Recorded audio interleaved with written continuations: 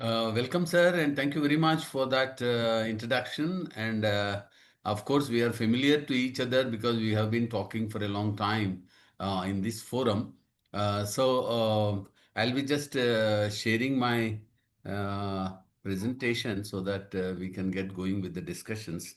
So, whatever we are doing, we should be very conscious about the risk that we are entertaining into the banking balance sheet so that we are in a better position to manage them at the nascent stage before it hurts the bank.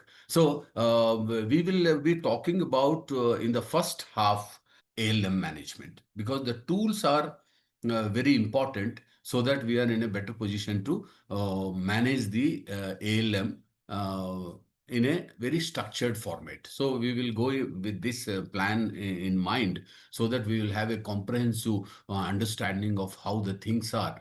It is not that we don't understand it. We know very well how the if you see the annual deposit growth of 9 to 10% now, it has tapered down in the last. I have taken the data of only 5 years because post pandemic. Because before that, if you take, there is not much of relevance as far as our discussions are concerned.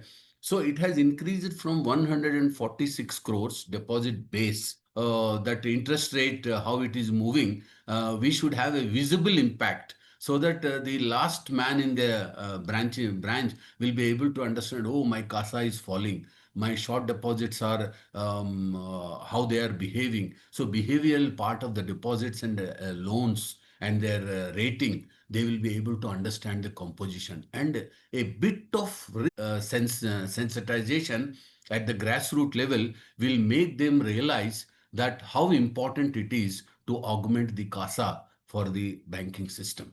It is not that our regional manager is telling so we will mobilize it. It is not so.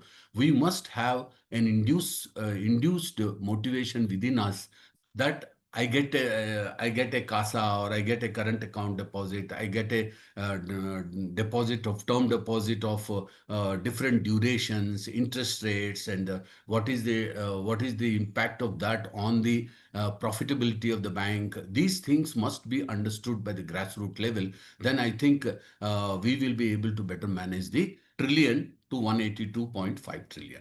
So this is the pace at which last 5 years, almost like 146, it has added about 100 trillion as far as deposits are concerned, and about 82 trillion, 80 trillion as far as the loans are concerned.